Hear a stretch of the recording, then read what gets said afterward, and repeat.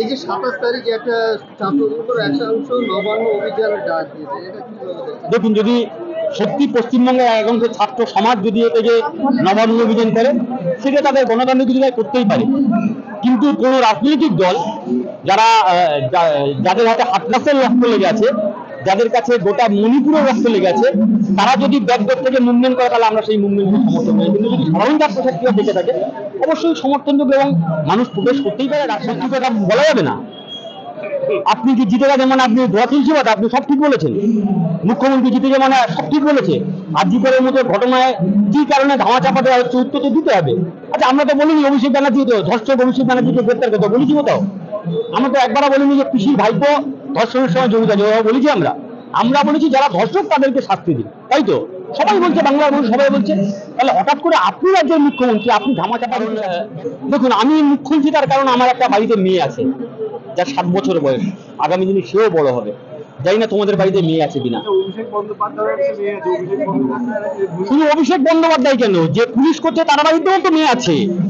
ওরাও তো কোনো মায়ের। পশ্চিমবঙ্গের ইতিহাসে আমি কোনোদিন দেখিনি একজন মহিলা মুখ্যমন্ত্রী, সেই মহিলা মুখ্যমন্ত্রীর সময় একটার পর একটা ধর্ষণের ঘটনা। শুধু তো আজকে একটা নতুন কোনো ঘটনা নয়, পাকচিত ঘটেছে, কামদুনি ঘটেছে, গেদে ঘটেছে, হাসকালি ঘটেছে, একটার পর একটা ঘটনা ঘটেছে। কে শাস্তি পেয়েছে বলুন? কে একটা নাম বলুন? বলে তৃণমূলটা আছে দোষীদেরকে গ্রেপ্তার আড়াল করার জন্য, গ্রেপ্তার করবার জন্য নয়। আড়াল করে আপনি বেশি দিন শাক দিয়ে মাছ থাকতে পারবেন না। বাংলার মানুষ কথা বলছে, বাংলার মানুষ মুখ খুলছে।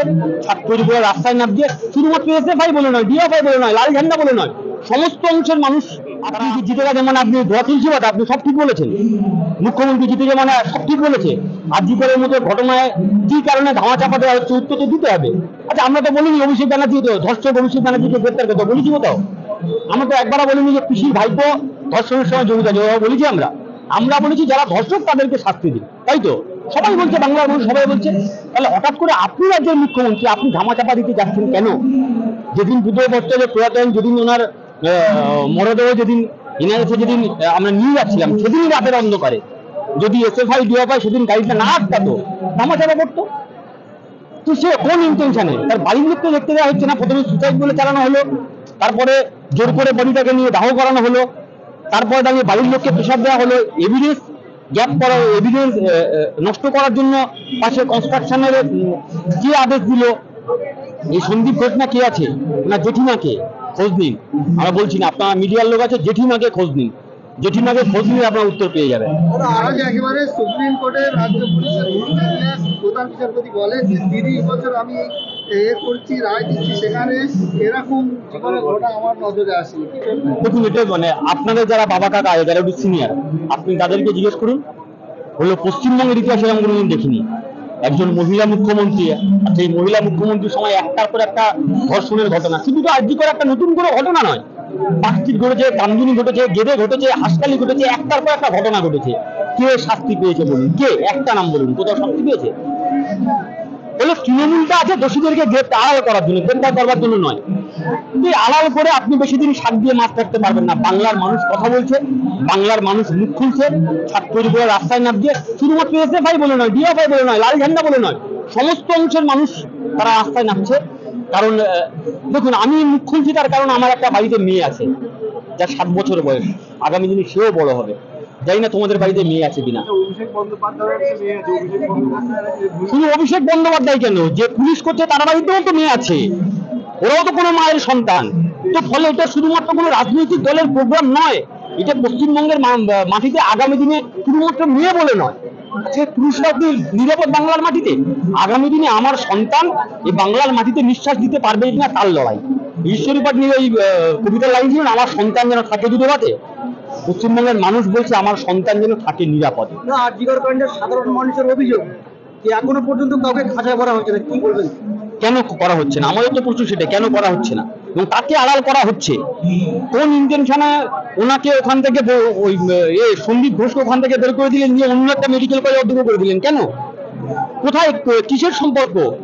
আসলে তৃণমূল এটা ভালো করেই জানে যে আরজি করে যে ঘটনাটা আছে, এটা যদি কেঁচো করতে শুরু করে তাহলে কেউ বের হয়ে যাবে। স্বাস্থ্য ক্ষেত্রে দুর্নীতি, অনেক বড় বড় দুর্নীতি, যেমন চাকরির শিক্ষা ক্ষেত্রে যেমন ধরা বের হয়ে গেছে, স্বাস্থ্য দপ্তরে বড় বড় দুর্নীতি আছে যেগুলো আস্তে আস্তে কেঁচো ঘুরতে বেরিয়ে যাবে, সেই ভয় থেকে চাপা দেওয়ার চেষ্টা করা হচ্ছে। ঘোড়া ছেড়ে দিন, হাতি কেনা বেচা হচ্ছে তো, ভেতরে ভেতরে সব খবর আসছে। কিন্তু যদি ভেবে থাকেন যে এই হাতি কেনা বেচা করে বাংলার মানুষের মুখকে বন্ধ করে দেবেন, বাংলার মানুষ মুখ খোলা শুরু করেছে, বাংলার মানুষ এই যে 27 তারিখে একটা ছাত্রদের উপর একাংশ নবান্ন অভিযানের ডাক দিয়েছে, এটা কিভাবে দেখছেন? দেখুন, যদি সত্যি পশ্চিমবঙ্গের একাংশ ছাত্র সমাজ যদি এ থেকে নবান্ন অভিযান করে, সেটা তাদের গণতান্ত্রিক অধিকার করতেই পারে। কিন্তু কোন রাজনৈতিক দল যাদের হাতে হাতনাসের রক্ত লেগে আছে, যাদের কাছে গোটা মণিপুরের রক্ত লেগে আছে, তারা যদি ব্যাকডোর থেকে মুভমেন্ট করে, তাহলে আমরা সেই মুভমেন্টকে সমর্থন করি। কিন্তু যদি সাধারণ ছাত্রছাত্রীরা দেখে থাকে, অবশ্যই সমর্থনযোগ্য, এবং মানুষ প্রবেশ করতেই পারে, রাস্তায় নামতে পারে। কিন্তু যাদের সময় হাতগাছ করলো, যাদের সময় মণিপুর করলো, যাদের সময় দেশে একটার পর একটা দাঙ্গায় মা বোনেরা বিলকুল পানি বললো, একটার পর একটা মা বোনেরা ধর্ষিত হলো, লাঞ্ছিত হলো, তারা যদি ব্যাকডোর থেকে রাজনৈতিক ফায়দা নিতে চায়, আমরা বলছি দেখুন, রাজনীতি করার সময় আপনি সারা বছর পাবেন, এটা রাজনীতি করার সময় নয়। এটা আগামী দিনে পশ্চিমবঙ্গের নিরাপদে থাকবে কিনা তার লড়াই। আসুন নিরাপদ পশ্চিমবঙ্গ তৈরি করি, যে পশ্চিমবঙ্গে আমার আপনার মেয়ে, আমার আপনার সন্তান নিরাপদে যাতে নিঃশ্বাস নিতে পারে। আপনি ডায়মন্ড হারবার প্রার্থী ছিলেন, যেখানে 100 ঘুরে এগিয়ে যাচ্ছে, এই বিষয়ে যদি কিছু বলেন। দেখুন, এতে গোটা ভারতবর্ষের মানুষ সবাই জেনে গেছে কিভাবে উনি 7 লাখ ভোটে জিতেছেন। আমি প্রথম দিন থেকে বলেছি, যদি ফ্রি অ্যান্ড ফেয়ার ইলেকশন হয়, তাহলে বোঝা যাবে কত ধানে কত চাল আছে। আমি আবারও বলছি, যদি হিম্মত থাকে, যদি দম থাকে, ফ্রি অ্যান্ড ফেয়ার ইলেকশন করে দেখান না, 7 লাখ ভোটে তো জিতিয়ে 70,000 ভোট পাবে কিনা সন্দেহ আছে। তো ফলে এসব ক্ষমতা আছে, পুলিশ আছে, গুন্ডা আছে, জাহাঙ্গীর আছে, আরো কত হনুটনু আছে, তাদেরকে দিয়ে আস্তে আস্তে ক্ষমতায় দিতে পারেন। কিন্তু বেশি দিন পুলিশ থাকবে না, টাকাও থাকবে না, আর হনুটনুও থাকবে না আপনার সঙ্গে, সেদিন আপনার কপালে দুঃখ আছে। মুখ্যমন্ত্রী বলছে পররাষ্ট্র যে বাংলাদেশে যেটা হচ্ছে সেটা এখানে ভয় পাচ্ছেন তো, উনি ভয় পাচ্ছেন। উনি দেখুন, মূল কথা হচ্ছে তৃণমূলের জন্মলগ্ন থেকে ওরা মানুষের কথা বলাকে ভয় পায়। কেউ তৃণমূলের বিরুদ্ধে মুখ খুললে তাকে মাওবাড়ি তকমা দেওয়া হয়। তো পশ্চিমবঙ্গের মাটিতে এই সময় জায়গাতে মানুষ যখন মুখ খুলছে, ওনার ভয় লাগছে না, গদি টলমল করছে নবান্ন 14 তলা বিল্ডিং এ দাঁড়িয়ে। আমরা যদি কুর্সিটা পেটি পাক লিজিয়ে মৌসম বিগড়নে वाला है, অলরেডি মৌসম বিগড়ে গেছে পশ্চিমবঙ্গে। ফলে ওনার যত দ্রুত সম্ভব নবান্নের ভালো করে চেয়ারের পেটিটা বেঁধে নেওয়া।